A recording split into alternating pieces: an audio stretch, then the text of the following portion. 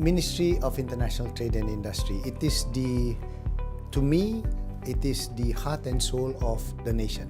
Why? It's because besides the foreign minister who ensures the presence of Malaysia and besides the foreign minister showing that Malaysia is important through all his interaction, you have the Ministry of International Trade that ensures that economy from all over the world can connect, can work together, and in fact can invest into Malaysia. And that is the role that the Prime Minister had entrusted upon me.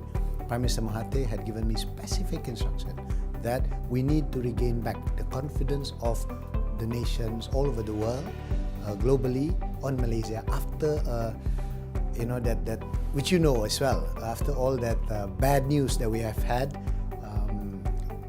with the fiscal mismanagement that the previous government had. And yesterday, as I was answering several questions in Parliament, my officers had given me a very good brief whereby the data has shown that people all over the world have come back with confidence to Malaysia. And my role as a Minister of International Trade is to ensure that when people come in, investors come into Malaysia, people from your country or any other possible investors all over the world will come in with confidence to Malaysia. And the numbers that I can quote is we have had since May, when we took over the government, 2018 May till September, of around 36 billion investment, foreign direct investment, and that's plus domestic, of course. So that's actually a good number, and it tells you that the confidence given by people, both domestic and foreign, is very high on this new Pakatan Harapan government led by our Prime Minister, Tun Mahathir Mohamad. We have Exim Bank, we have InvestKL, we have Malaysian Automotive Institute, which is also under MITI. We handle the automotive policy of Malaysia. We have as well the SIRIM, which is the authentication department or agency of the government. We have standards, and we also have several other more agencies that we rely upon in our whole entire environment. One of the missions that is usually focused on is MIDA and of course MATRADE. MIDA brings in all the investors into Malaysia, and MATRADE brings out our industries, our SMEs, our manufacturers to go out of Malaysia and trade.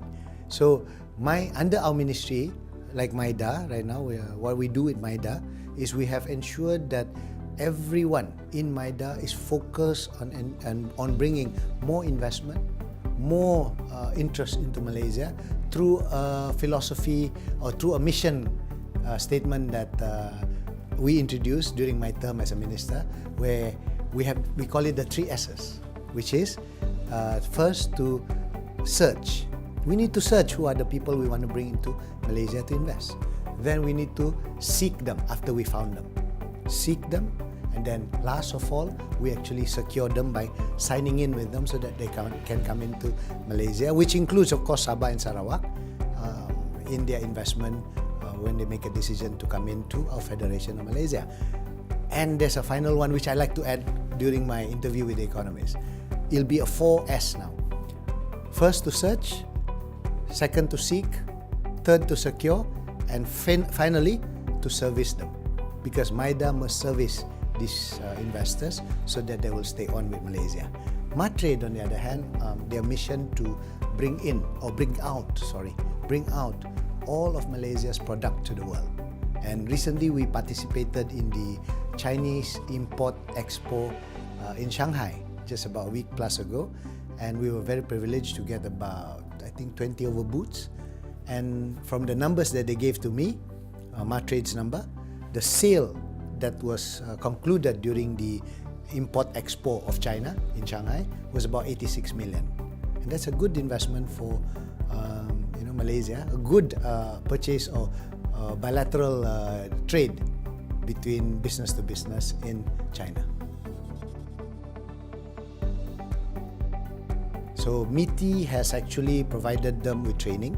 MITI has also managed to get budget during this budget 2019 on readiness assessment for them, whereby we want to assist them to be ready for the Industry 4.0 with the new technology in e-trade, like what Alibaba is doing, what JD.com is doing, what all other platforms are doing. So we are getting all these SMEs to be on par with the world, to be on par with their competitor and also their friends in trade. So for MITI, this is our focus. We want to make sure that our SMEs do not remain the way they were before, but to be very tech savvy and to be techpreneurs in any trade that they do. First, automation. Second, also in the way they deal things, how they can actually expedite their transfer, their orders or their imports or their exports. How to ensure also that anything that they produce comes with guarantee for those who buy.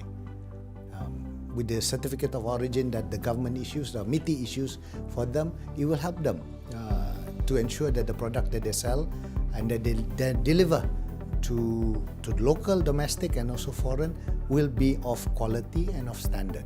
So SMEs are very important to the government of Malaysia because they at the end will contribute big taxes as well.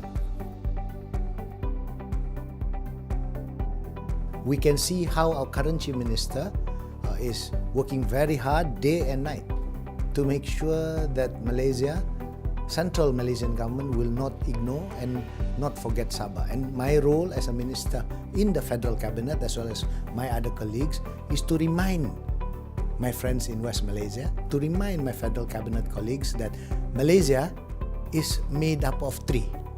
That is Peninsula, Sabah and Sarawak. And if we keep whole and we believe that that is the situation, with the right Chief Minister in Sabah as we have today through Datuk Shafiq Abdal, we will be able to make a huge difference in the next 4 years. But in this new government, we believe that we will build first the terminals, the ports, make it bigger, make it more, high-tech, make it more efficient. And at the same time, create the local economy to ensure that when the vessels come in, not only they'll offload goods, but they are able to order even before they reach Sabah, manufactured products or orders that they want to bring into other nations. We can also become the hub for the rest of Brunei, Indonesia, Philippines. In fact, I would say as much as to go well up to Vietnam, well up to Hong Kong, well up to China.